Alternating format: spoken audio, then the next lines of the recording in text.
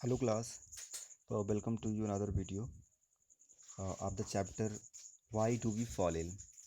इस वीडियो से पहले मैंने आपको एक वीडियो और दिया था इसी चैप्टर पे, जिसमें मैंने आपको हेल्थ उसका सिग्निफिकेंस क्या है, और फिर मैंने आपको एक हेडिंग बताई थी कि personal and community issues both matter for health, ये हो गया था।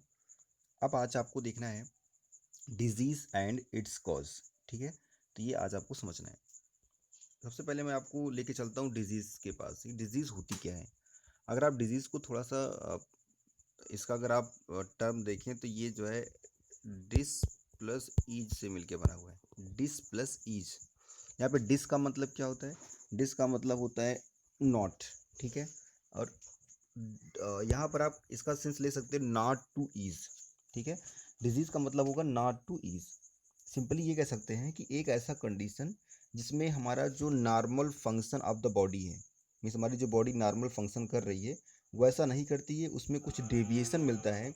और यही डेविएशन जो होता है, या यही जो ये जो डेविएशन नॉर्मल फंक्शन से जो डेविएशन शो होता है, इसी को हम डिजीज़ बोलते हैं। ठीक है, डिजीज़ जो होता है ये पर्टिकुलर एबनॉर्मल कंडीशन को शो करता है, या ये डिसऑर्डर ऑफ फंक्शन को शो करता है, या बॉडी में इन्फेक्शन को शो करता है, या वीकनेस को शो करेगा, या इन्वायरमेंटल स्ट्रेस को शो करता है।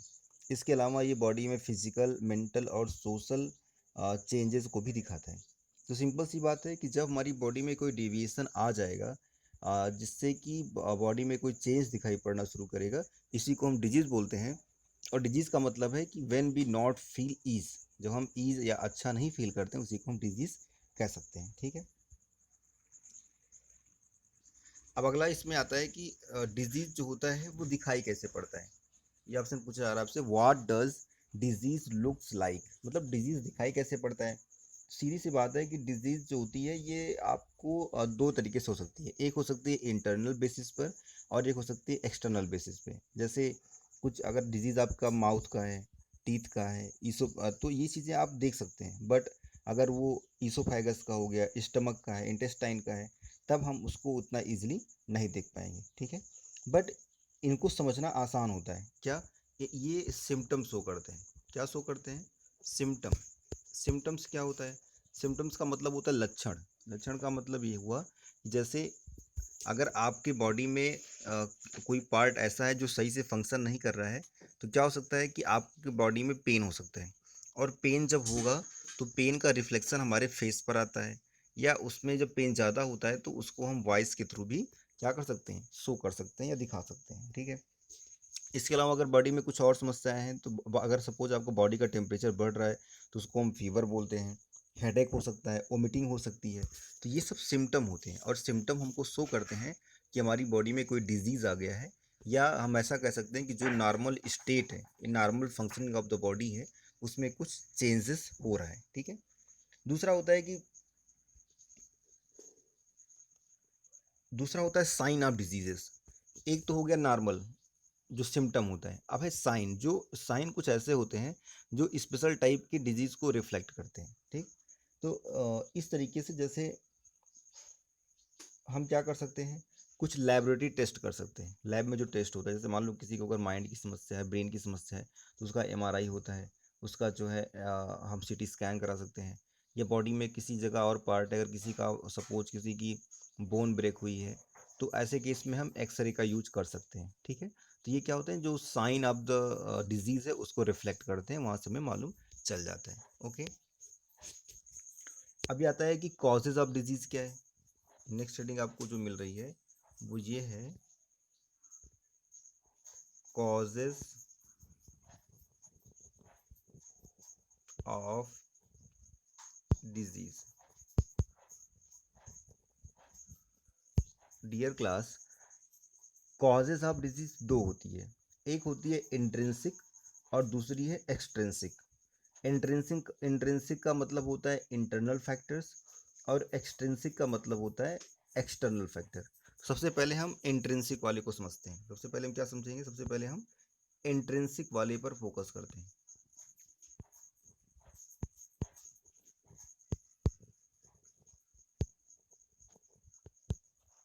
अगर हम इंट्रिंसिक फैक्टर की तरफ चलें, तो इंट्रिंसिक फैक्टर में पहला है malfunctioning of the body parts.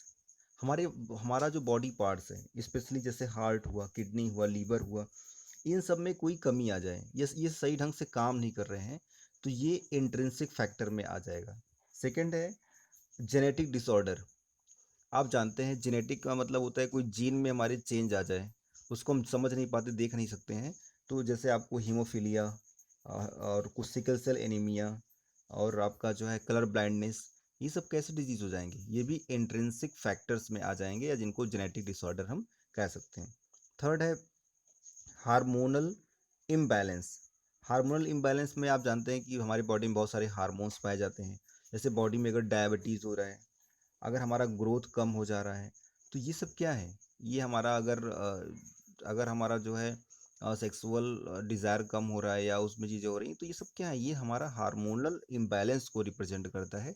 हम कह सकते हैं कि ये इंट्रिंसिक फैक्टर में ही आता है। फिर आता है malfunctioning of immune system. Immune system बहुत इंपॉर्टेंट है। जैसे इम्यून सिस्टम एक ऐसी चीज़ है कि इसके बारे में हम कह सकते हैं, बट इसको देख नहीं सकते। इसका मतलब ये भी इंटरनल मैटर है, इंट्रिंसिक फैक्टर में आएगा। किसी की बॉडी में एंटीबॉडी कम है और किसी की बॉडी में एंटीबॉडीज़ ज़्यादा होती हैं, तो वो डिपेंड यही यही एंटीबॉडीज़ डिपेंड करती हैं कि हमारा इम्यून सिस्टम अच्छा है कि कम अच्छा है या ख़राब है। अगर जिसके बॉडी में बहुत ज़्यादा एंटीबॉडीज़ है, तो वो क्या होगा, वो किसी भी अगेंस्ट ऑफ डिजीज़ वो ज़्यादा अच्छे से फाइट कर पाएगा।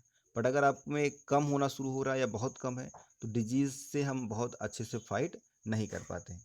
तो ये सब चीज़ें आपका इंट्रिंसिक फैक्टर्स में आता है। ओके, अगला हेडिंग है आपका, देखते हैं सेकंड वाला, एक्सट्रिंसिक फैक्टर। सेकंड क्या है, एक्सट्रिंसिक फैक्टर।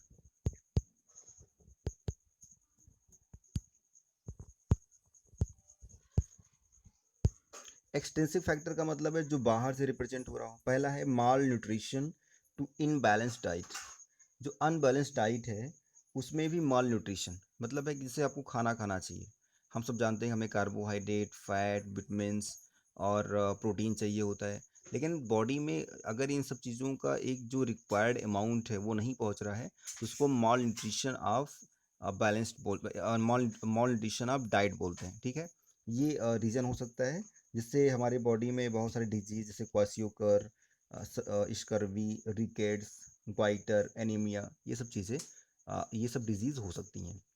अगर हम एक्सटेंसिव फैक्टर्स की बात करें, तो जो सेकंड फैक्टर है वो है डिजीज़ कॉजिंग माइक्रो ऑर्गेनिज्म। जैसे बैक्टीरिया हो गया, वायरस हो गया, आप देख ही रहे हैं इस समय कोरोना वगैरह, तो ये चीज़ें क्या है, ये वायरल डिजीज़ हो जाती हैं। बहुत सारा फूड से डिजीज़ होती है, वाटर से हो जाता है, फंगी से हो जाता है, तो ये भी आपका एक्सटर्नल फैक्टर या एक्सटेंसिव फैक्टर में आता है। इसके बाद जो आप थर्ड पॉइंट देखेंगे तो इन्वायरमेंटल पॉल्यूटेंट्स है। जैसे डस्ट हो गया, पॉलन ग्रेन्स होते हैं, कार्बन मोनोऑक्साइड गैसेज होती हैं बहुत सारी, इसमें नाइट्रोजन ऑक्साइड गैसेज हो जाती हैं। ये सब क्या करती हैं, हमारे इन्वायरमेंट को पॉल्यूट करती हैं। तो हमें हेडेक, कफ, एलर्जीज, लंग डिसऑर्डर या ब्रोंकाइटिस वगैरह भी हो सकता है। ठीक है, तो ये भी इन्वायरमेंटल जो पोल्यूशन है, ये आपका एक्सट्रिंसिक या आप बोल सकते हैं एक्सटर्नल फैक्टर में ही इसको हम काउंट करेंगे। लास्ट है use of tobacco, alcohol and narcotic drugs. आजकल हम देखते हैं बहुत सारे बच्चे या बड़े लोग टोबैको का यूज़ कर रहे हैं, अल्कोहल का यूज़ कर रहे हैं, बहुत सारे ड्रग्स जैसे अफीम का हो गया, चरस का हो गया, मैरिजुआना हो गया, इन चीज़ों का यूज करते हैं। तो स्टार्टिंग में चीज़ें तो उतना इफेक्टिव नहीं होती, लेकिन धीरे धीरे क्या होगा, इसका जब हम एडिक्ट हो जाते हैं तो हमारी बॉडी पर इसका बहुत ही बुरा इफ़ेक्ट होता है और ये हमें डिजीज़ हमारी बॉडी में आ जाती हैं। तो ये चीज़ें क्या हो गई, आपका एक्सटर्नल फैक्टर या एक्सट्रिंसिक फैक्टर में